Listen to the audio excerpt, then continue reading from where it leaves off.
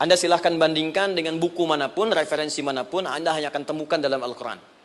Dari sejak sebelum lahir, bagi perempuan yang tengah mengandung, langsung Allah berikan tuntunan bagaimana agar kandungan itu berjalan dengan sehat, nyaman, dan mudah ke persalinan. Quran surah ke-7 ayat 189.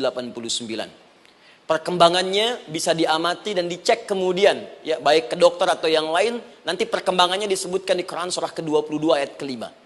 Dirinci lagi di Quran surah ke-23 ayat 11 dari 9 sampai dengan 13. Kemudian mulai terlahir, dari lahiran diberi petunjuk oleh Allah. Nih, berikan ASI maksimal 2 tahun. Kalau ingin berhenti sebelum 2 tahun boleh, begini caranya. Quran surah kedua ayat 233. Dari sampai usia 2 tahun menjelang balik, kata Allah berikan 4 pendidikan dini.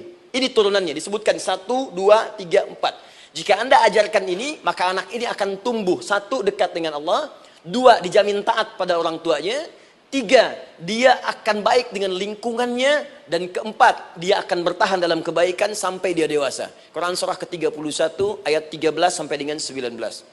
Usia 7 tahun, ya mulai dia balik misalnya, dia akan mulai belajar. Bagaimana cara belajar yang baik supaya cepat paham, gampang mengerti. Turun Quran surah ke-9 ayat 122. Amalannya di Quran surah 96 ayat yang pertama.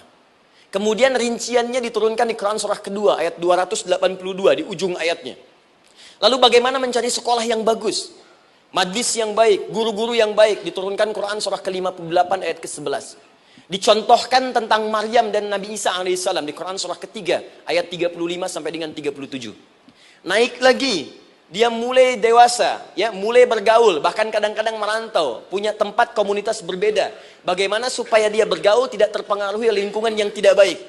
Maaf ya, kadang-kadang ibu yang sudah mengandung, melahirkan, ayah mencari nafkah, tiba-tiba anak pergi bahkan ke kampus, ke sekolah, dapat teman yang gak bagus, pulang-pulang mengecewakan Anda. Dan bagaimana menemukan tempat-tempat yang baik untuk bisa menjaga perilaku anak ini? Ditemukan nanti di Quran surah ke-49 ayat ke-13-nya. Dirinci perkembangannya di Quran surah ke-12 Yusuf ayat 2 sampai dengan ayat 29-nya. Sampai ketika dia akan mulai kemudian menikah. Kata Allah, pilih pasangan yang baik dengan ta'aruf, berikan mahar yang sempurna. Quran surah ke-4 ayat ke-4. Kemudian dia mulai menikah. Kata Allah, sebelum menikah, pelajari dulu fikih nikah. Banyak orang yang menikah, tapi karena tidak belajar tentang persoalan rumah tangga. Apa yang akan terjadi di rumah tangganya. Detil Pak, Bu. Kata Allah, ini, kalau kamu berbuat begini, akan ada miskomunikasi. Kalau ada miskomunikasi, persoalannya akan begini. Solusinya begini. Maka diturunkan dasarnya di Quran surah ke-30 ayat 21. Detilnya di Quran surah ke-4 ayat 34 sampai dengan 35. Paling kiri sebelah atas sampai dengan ke tengahnya. Anda berlanjut, diterangkan oleh Allah. Hei, tugas suami saat mulai pertama kali menikah, maka tugas yang pertama siapkan untuk mencari nafkah.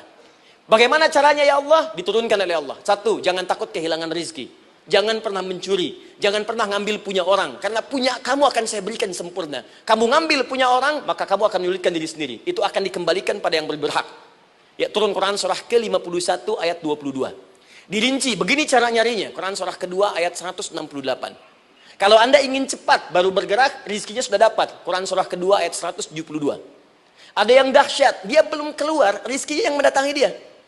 Jadi nanti di Al-Quran ada 8 jenis rizki. Di antara yang paling hebat, ada yang belum Anda datang, rizkinya sudah menjemput. Ada orang mendatangi rizki, ada rizki mendatangi dia.